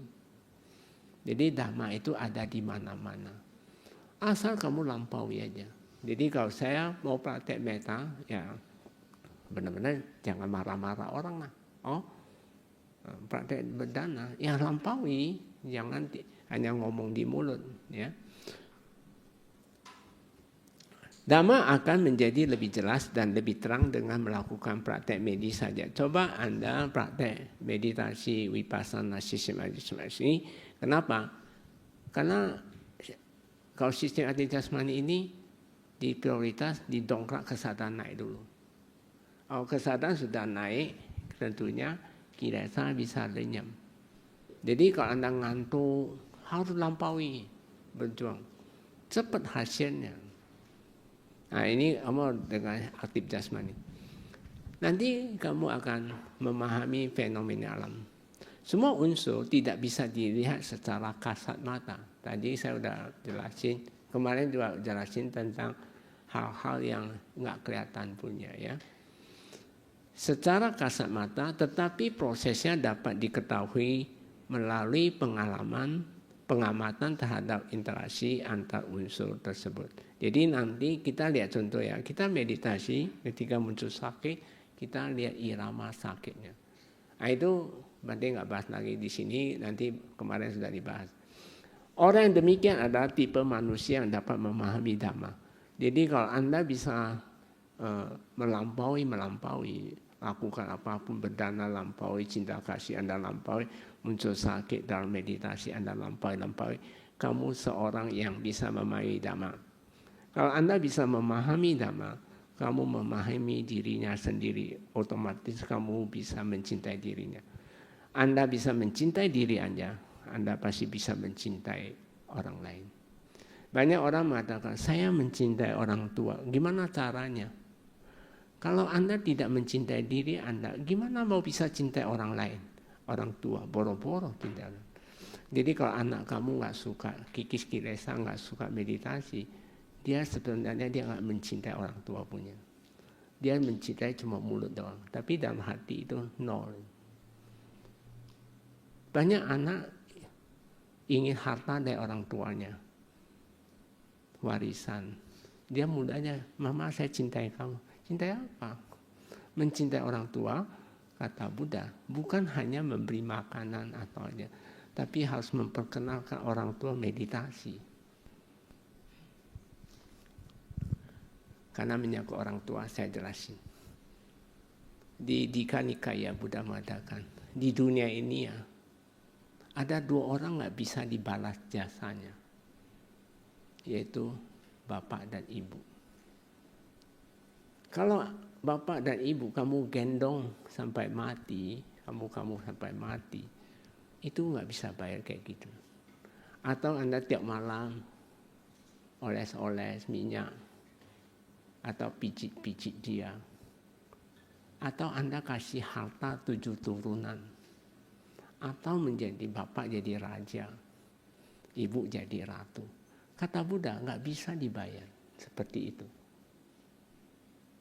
Jadi sebenarnya kita ini banyak utang sama orang tua. Hanya 3 cara. Kalau Anda lakukan kehidupan ini, maka lunas kamu. Jasa orang tua bisa lunas. Kata Sang Buddha, kalau orang tua kamu tidak mengenal berdana, kenalkan dia sampai berdana. Kamu coba lihat ya, murid Sang Buddha Sariputta Moggallana, siswa utama Sang Buddha. Ketika dia ketemu seorang umat yang belum punya keyakinan pada Buddha, dia tidak membabalkan apapun. Dia selalu ngomong berdana, suruh dia berdana. Sampai dia bisa berdana dengan baik. Udah biasa menjadi suatu kebiasaan, natural sudah. Baru kita tingkatkan dia cinta.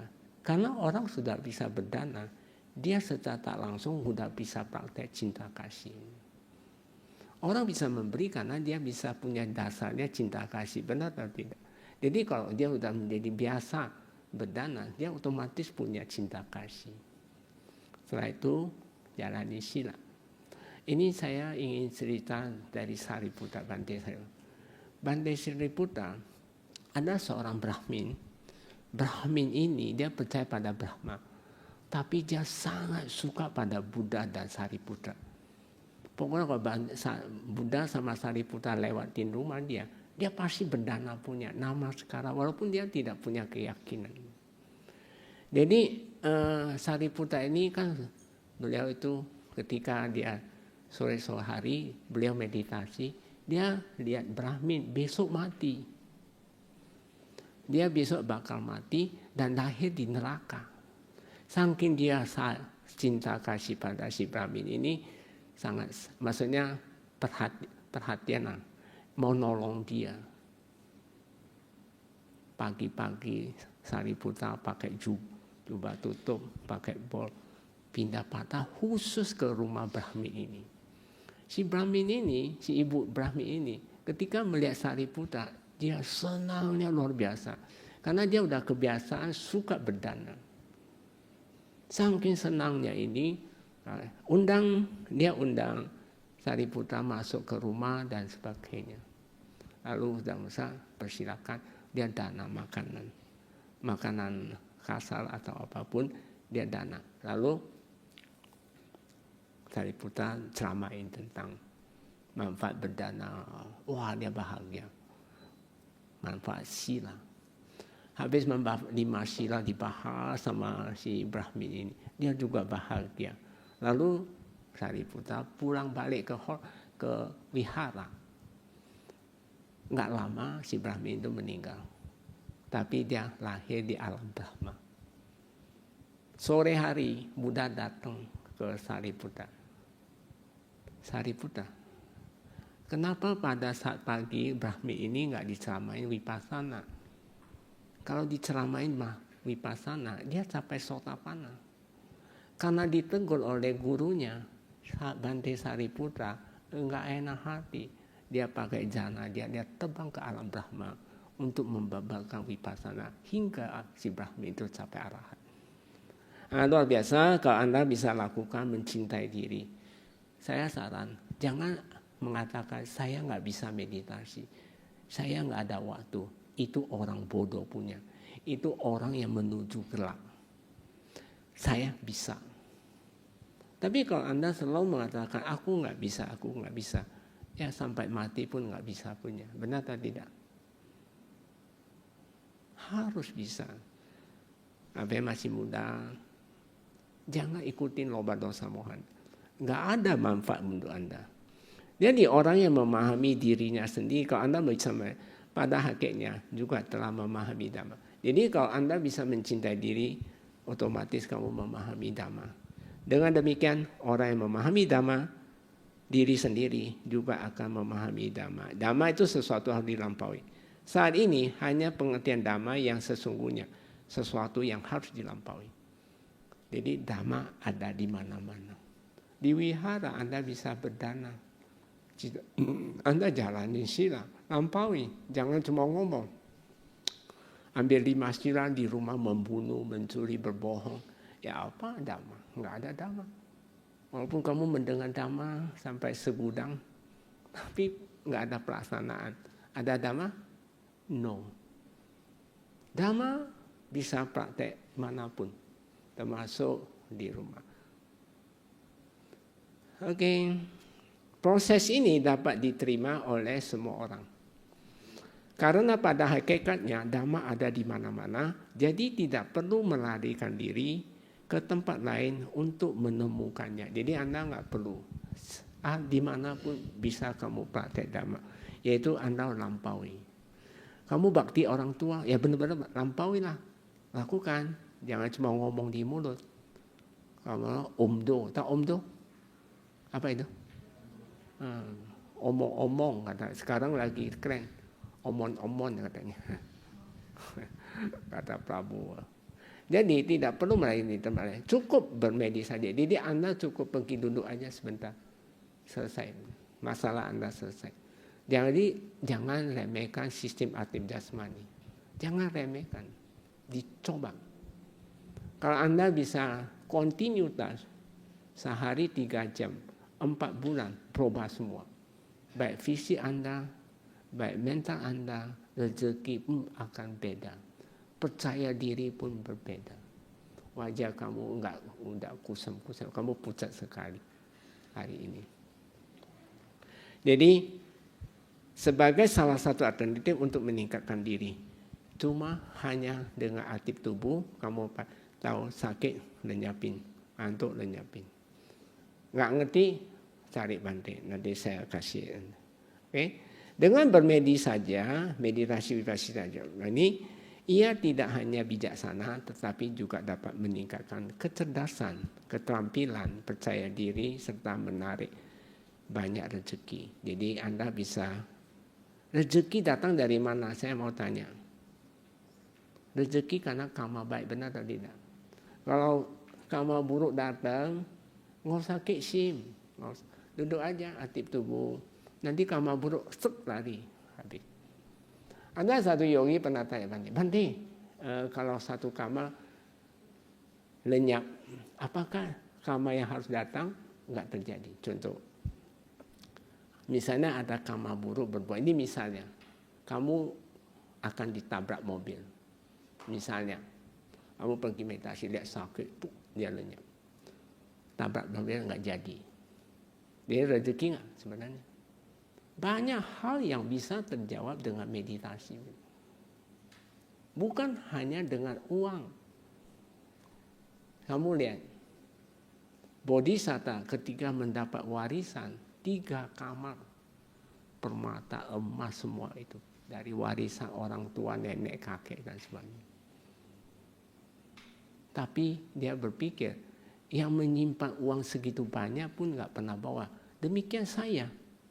Lalu dia berikan. Siapapun mau ambil silakan. Kamu lihat sendiri, pola pikir seorang bodhisatta sama Anda pasti berbeda. Oke ya? Jangan melarikan diri dari Dhamma dan membiarkan diri sendiri menuju ke jurang ketidaktahuan. Jadi kalau Anda tidak pernah mau meditasi, kamu akan menjadi awija terus. Hadapilah setiap tantangan dengan kesadaran dan bijaksana. Ini Bante sih ingatin Anda aja. Tapi pelaksana atau tidak mau laksanakan itu sudah urusan Anda, oke? Bante cuma karena cinta kasih Bante sampaikan ini perlu loh. Tapi kalau Anda tetap bandel, ya itu urusan Anda, benar atau tidak? Kan kita nggak bisa maksa orang. Jika Anda menginginkan kedamaian, nah ini ingin damai, biarkanlah kedamaian datang dari kebijaksanaan. Kedamaian semua datang dari meningkatnya kesadaran. Jadi kebijaksanaan, kesadaran meningkat.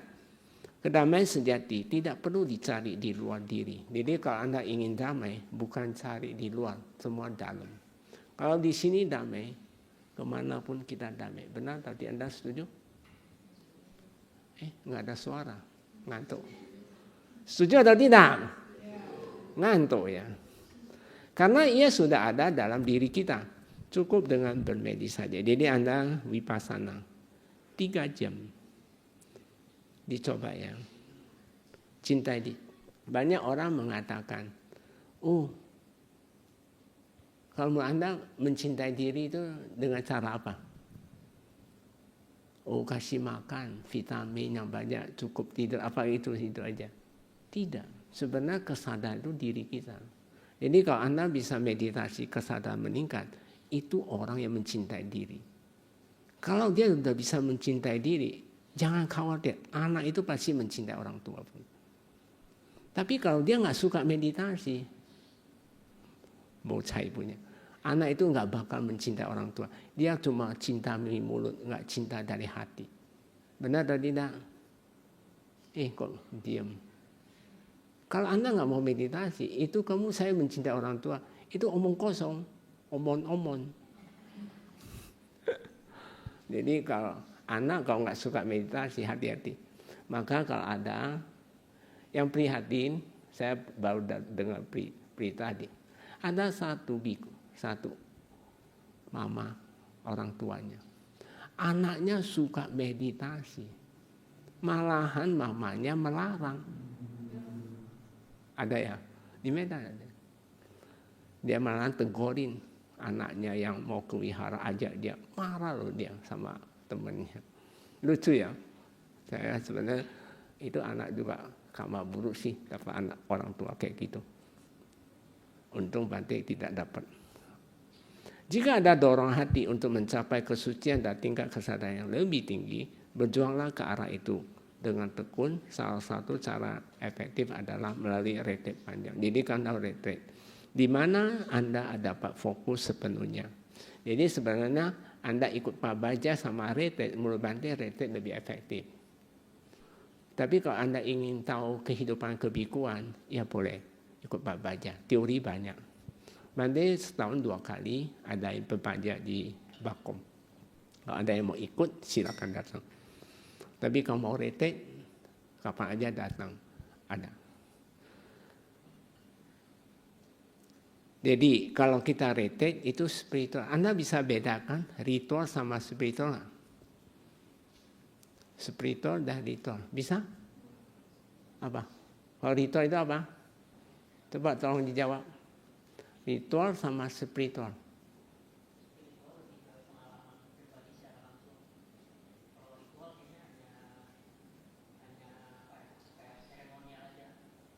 Oh. Sebenarnya ritual. Ri itu bahasa Inggris. Ri itu mengulang. Jadi contoh ya, ritual itu mengulang. Contoh, hari ini saya baca parita. Besok juga mengulang baca parita. Atau Anda sembahyang cengbeng, tahun depan juga cengbeng juga. Jadi mengulang, itu ritual namanya. Ngerti bahasa? Ngerti ya? Jadi Anda sering, tiap pagi saya bangun tidur, nah itu ritual untuk pribadi ya. Bangun tidur saya gosok gigi. Itu ritual kehidupan hari-hari saya. Ya, tiap hari makan, harus minum. Itu ritual. Ritual dari kehidupan hari-hari. Tapi ritual dalam agama, tiap minggu datang wihara dengan dhamma, minggu depan lagi ya datang lagi, minggu depannya, nah itu ritual namanya. Kalau spiritual itu spirit meningkatkan kesadaran, itu spiritual ya. Setiap kali seseorang mengetahui dhamma melalui meditasi, ketika kamu meditasi kamu mengenal dhamma, meditasi, ya sudah pasti berada pada jalan yang benar dan tepat di jalan yang benar. Kalau Anda pakai meditasi saja, itu sudah benar. Kekuatan batin hanya kekuatan batin yang harus dilenyapkan. Hati hanyalah hati. Begitu juga setiap kali seseorang melepaskan keterikatan. Keterikatan itu Anda terikat pada pikiran, semua bentuk-bentuk kama. Dan memisahkan diri dari pandangan-pandangan salah, maka segala hal yang ada hanyalah objek bagi seseorang atau seseorang itu kesadaran. Artinya segala fenomena baik di fisik maupun mental tidak lagi dilihat sebagai milikku, diriku, melainkan sebagai adanya fenomena yang muncul, berlangsung dan lenyap. Jadi anatta jangan diartikan. Contoh ketika meditasi kita, kenapa harus meditasi? Nanti dukkha anatta kamu akan paham. Dia sakit datang, dia muncul, nanti dia berlangsung, dan akan lenyap punya, pasti lenyap punya. Maka itu anatta. Kalau Anda bisa melihat anicca, dukkha anatta, itu secara pengetahuan kamu akan dapat sendiri. Tadi saya nggak meditasi, saya akan diseret ngantuk. Ada satu orang tua, dia antar barang, ngantuk sekali. Dia pergi duduk, lenyap. Dia bilang ke Bante, saya duduk cuma 15 menit, ngantuknya hilang. Dia pakai pedal, hilang dia bilang. Tapi saya segernya kayak orang baru bangun tidur 3 jam. Irit nah? Irit banyak nggak? Duduk 15 menit. Tapi dia sudah terlatih. Dia udah sering latihan meditasi saja itu. Itu ada orang tua. Jadi kalau Anda suka ngantuk-ngantuk, mending pergi meditasi. Juang sampai dia lenyap. Oke? Ketika seseorang berada di jalan yang benar, jalan yang sesuai dengan dhamma, maka ia sedang menuju kesempurnaan. Jadi kalau Anda dana meditasi sama di Anda selalu jalani terus menerus. Jadi Anda sebenarnya menuju sempurna. Jadi kalau Anda tidak pernah mau lampaui berdana, meditasi tidak lampaui sila pun semua asal-asal ngomong aja, datang wihara, mohon 5 sila cuma ngomong doang, sampai rumah marah-marah, bunuh dan sebagainya, mencuri, ya nggak ada dhamma. Benar dan tidak? Walaupun kamu ke wihara, sering ambil 5 sila, tapi pulang rumah mancing lah, opolah, sama aja. Sami maun ya, benar dan tidak? Jadi nggak bisa. Tapi kalau kamu bisa terapkan diri Anda di dalam kehidupan hari, kamu udah hampir sempurna. Ketika kesempurnaan ini tercapai, muncul keterbukaan dan kebebasan sepanjang waktu. Jadi ketika kilesa lenyap, seger sekali loh kita. Keterbukaan ini adalah kemampuan untuk menerima segala sesuatu sebagaimana. Nah pada saat itu, ketika dia lenyap kilesa, kamu bisa menerima apapun. Orang marah kamu juga bisa maafin dia punya. Itu keadaannya seperti itu. Percaya, coba nggak percaya, buktikan. Tiap hari latih, dia akan terbentuk. Orang kalau sering meditasi 3 jam, di dalam kesadaran dia akan muncul sesuatu yang disebut sama-samadhi. Sama-samadhi ini banyak nolong dia. Ketika kehidupan sehari-hari, dia jauh lebih gampang mengendali diri. Dia tidak akan terbawa oleh arus. Jadi sebenarnya meditasi itu sangat luar biasa untuk menyumbang kehidupan Anda. Jadi kamu nggak letoi-letoi, kamu fisiknya seger, wajahnya cemerlang. Buddha bilang, Dhamma itu apa? Ayu wano sukang balang. Kamu tahu artinya? Ayu itu apa? Hah? Panjang umur. Bukan Mbak Ayu. Ayu bahasa Bali panjang umur. Kenapa bisa panjang umur? Hah? Kenapa bisa panjang umur? Seseorang bisa panjang umur kenapa? Sehat, dia nggak sakit-sakit. Maka kalau Anda meditasi tidak sakit, lenyap, dia ayu pasti. Jadi kalau dalam meditasi masih banyak sakit-sakit, ya Anda sebenarnya nggak panjang umur.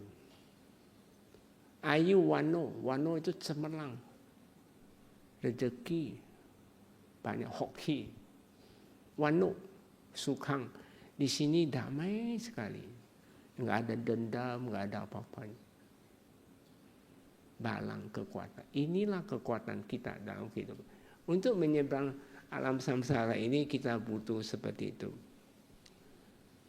Sang Buddha berkata, dengarkan para biku, Anda tidak boleh melekat berpegang teguh pada dhamma apapun. Jadi kalau kamu sudah lampaui, nggak usah pegang.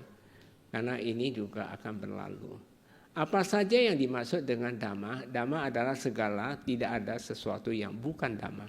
Jadi semua dhamma itu, semua dalam kehidupan sehari-hari, semua ada dhamma. Cinta dan benci adalah dhamma. Jadi artinya kalau cinta terseret lama, itu pun nggak bagus. Lewatin aja. Benci, lewatin aja. Harus dilampaui. Demikian halnya kebahagiaan dan penderitaan. Kebahagiaan, lampaui. Penderitaan, lampaui.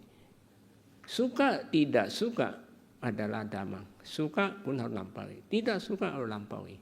Nggak bisa kamu lekati. Semua hal baik yang tampak penting maupun tidak penting. Baik itu penting atau tidak penting. Semua dhamma, lampaui. Ketika kita mempraktekkan dhamma, ketika kita mengerti, maka kita bisa melepaskannya. Jadi kalau Anda nggak mengerti tentang manfaat jadi melampaui, kamu kekang terus. Kenapa orang bisa sakit hati, banyak penyakit, kebencian, jantungan dan sebagainya. Itu karena lekati. Jadi pegang erat-erat, jangan lepasin aja. Berbuat baik, sudah berbuat, sudah. Paham? Kalau belum, lakukan lagi. Nah ini cara seseorang. Dengan demikian kita dapat mematuhi ajaran Sang Buddha untuk tidak melekat, tidak berpegang teguh pada dhamma apapun. Jadi lampaui. Semua kondisi yang lahir di hati seseorang, semua kondisi itu disebut juga pikiran, yaitu di bawah sadar. Anda harus tahu ya, ada satu orang mengatakan, Bante, ada di bawah sadar, berarti ada kesadaran di atas sadar. Tidak ada. Bawah sadar itu artinya pikiran atau stok karma belum muncul ke permukaan. Karena kalau dia udah muncul, dia pasti cari kesadaran punya. Nggak bisa lari kamu. Jadi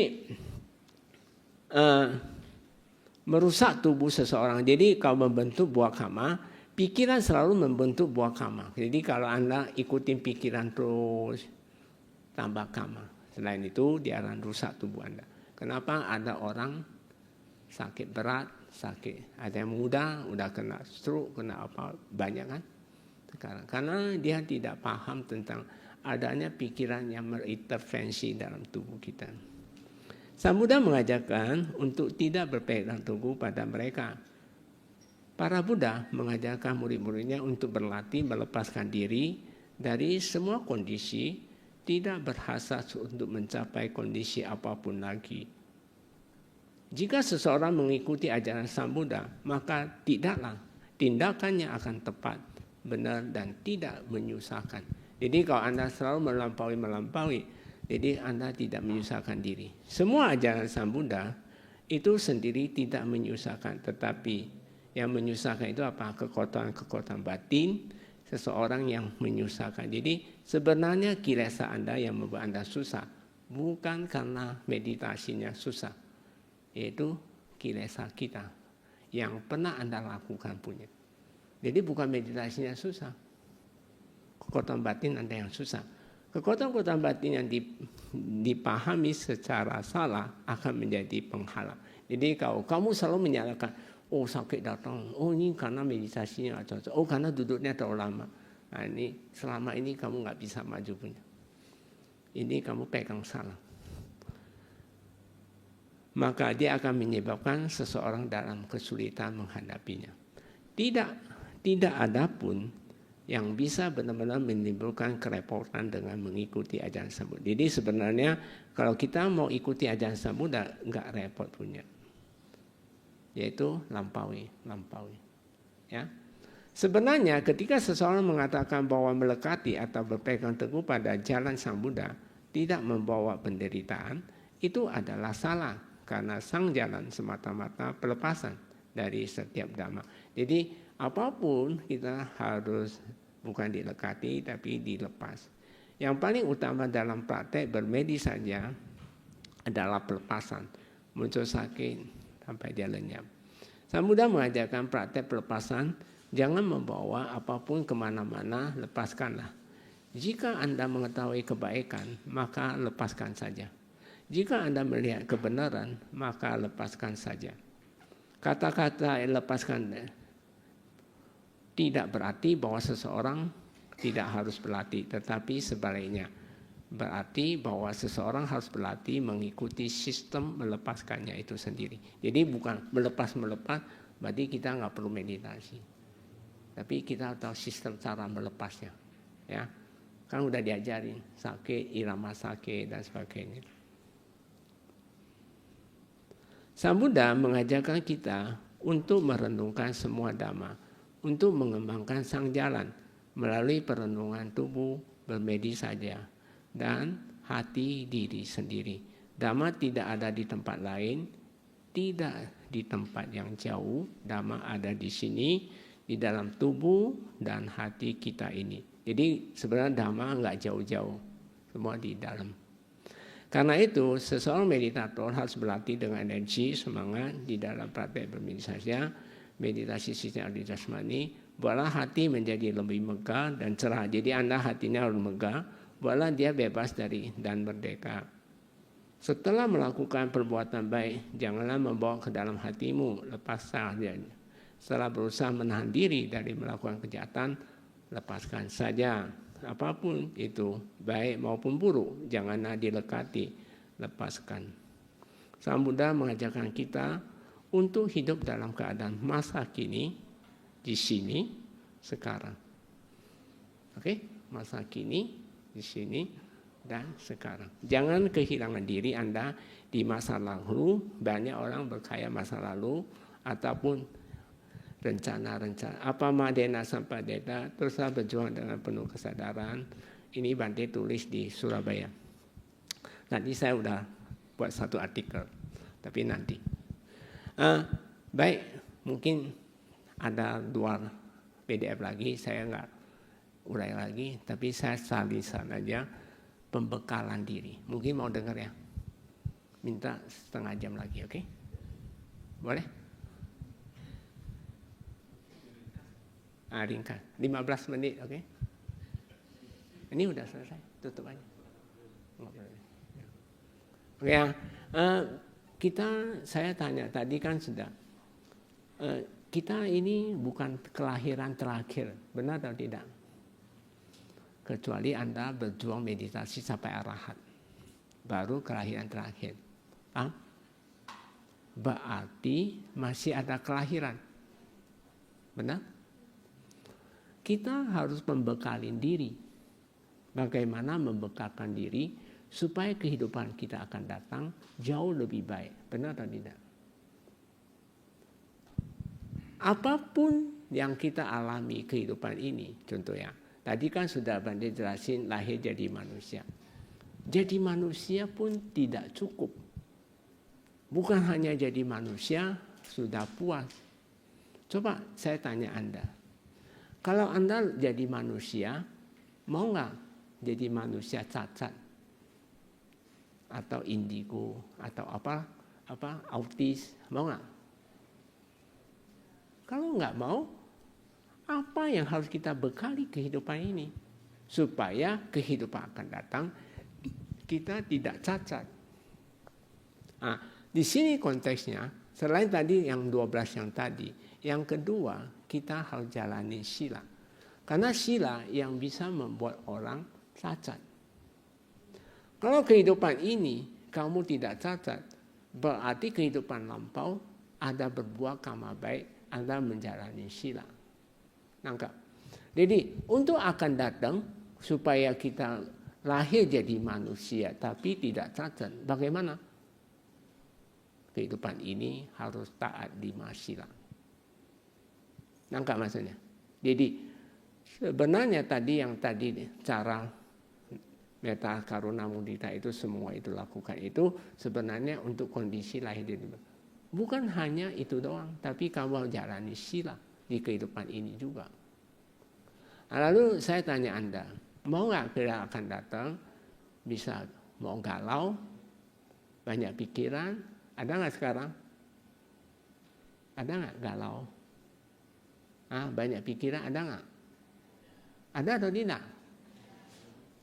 Kalau ada kehidupan ini Anda galau, hidupnya gelisah, berarti kehidupan lampau Anda nggak pernah meditasi.